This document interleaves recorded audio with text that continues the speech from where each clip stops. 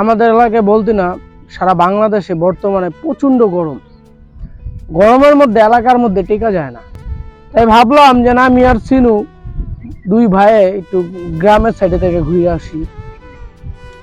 তো আমাদের কাইকাটাইক ব্রিজের সাথেই একটা রাস্তা নিচে নামছে, আপনারা সবাই জানেন, গ্রামের সাইড।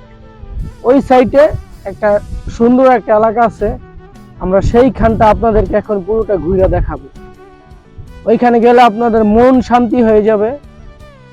আমরা এখন সেই জায়গাটাই আপনাদেরকে ঘুরে দেখাবো, চলেন তাহলে। ব্রিজের উপরে এসে পড়ছি, আপাতত ব্রিজের উপরে আছি। আসলে পিছনের ভিউটা খুবই সুন্দর। এটা হচ্ছে নারায়ণগঞ্জের কাইকেটেক ব্রিজ। ব্রিজের নিচে দেখতেছেন গরমের চোটে মানুষজন গোসল করতেছে।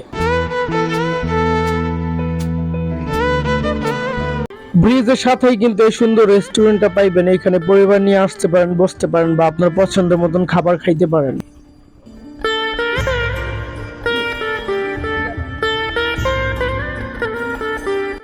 এই জায়গাটার নাম হচ্ছে মনারকান্দি। এটা কাইকাটাইক ব্রিজের খুব কাছেই। এটা যদি আমাদের শহর এলাকায় হইতো, এটা মানে পাকার আগে নিয়ে কাইটা কুচি কুচি করে এটার ভাজি বানায় খাওয়া ফেলাই।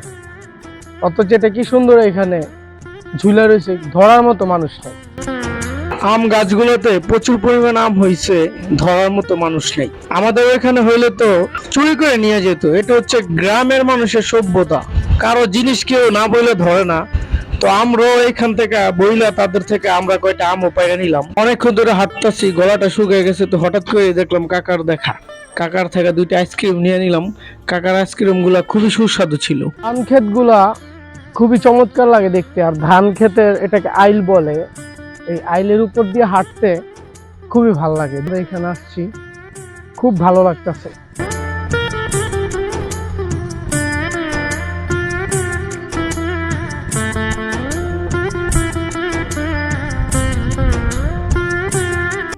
কি সুন্দর একটা বাড়ি। এই বাড়িটা যদি আমার হইতো, আমি তো সবকিছু ভুলা সারাদিন এই বাড়িতেই থাকতাম। ফ্যান লাগবে না, কারেন্ট লাগবে না, এসিরও কোনো প্রয়োজন নাই। প্রকৃতির ঠান্ডা বাতাস একেবারে মনটা ছুঁয়ে যেতেছে। খুবই আরামদায়ক একটা জায়গা, খুবই ভালো লাগতেছে জায়গাটা এসে। মানে এখানে বসে রয়েছি, এখানে কিছুক্ষণ বসবো। ওইখানে লোকজন কাজ করতেছে, যে ভাত নিয়ে এসে। আমার মন চাইলে আমি ভাত খাই এইখানে শুয়ে থাকি। কি বলেন? কত সুন্দর না? আমরা কিন্তু এই প্রকৃতি থেকে অনেক দূরে। আমরা যারা শহর অঞ্চলে থাকি, এই জায়গাগুলো দেখা কিন্তু আমাদের প্রতিদিন হয় না। কিন্তু মাঝে মধ্যে আসতে হবে, এই জায়গাগুলোর কাছে আসতে হবে। আজকের মতো আমরা বিদায় নিচ্ছি। ইনশাল্লাহ পরের কোনো সুন্দর একটা জায়গায় আপনাদের সাথে আবারও দেখা হবে। সবাই ভালো থাকবেন।